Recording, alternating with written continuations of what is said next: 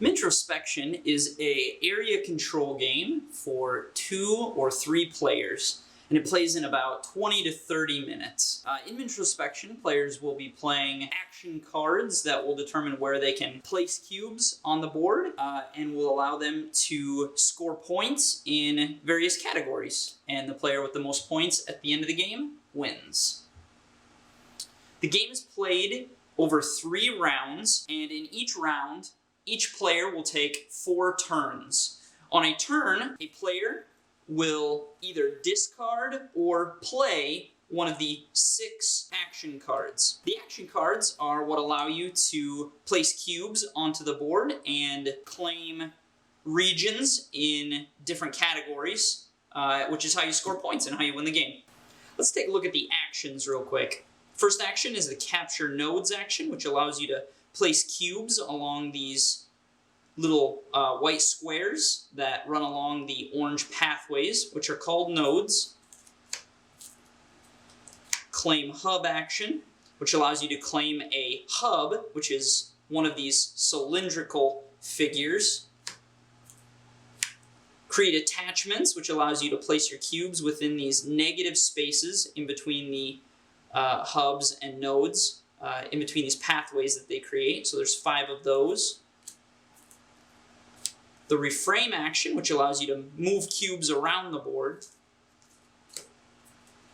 The retract action, which allows you to take cubes off of the board and return them to your supply. And the cause dissonance action, which allows you to place cubes from your supply into the game tin. At the end of each round, there's a few things that happen.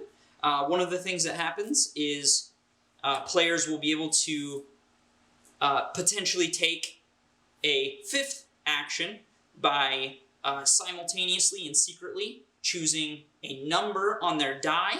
If they choose a unique number, meaning a number that no other player chose, they get to take the action associated with that number. If they choose a number that another player chooses, they do not get to do anything. Then scoring happens. There are 5 areas to score in. The longest stem, which is any connected hubs and nodes. Whoever has the most hubs. Majority within the territories or the negative spaces. Whoever has the most cubes in the tin, and whoever has the most cubes left in their supply. Once the play space is scored, then each player will choose 3 of their 6 action cards to pass to the player to their left.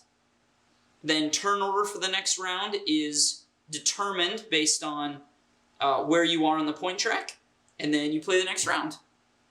As I said earlier, once 3 rounds have been played and scored, whoever has the most points wins the game. And that is a quick rundown of Mintrospection.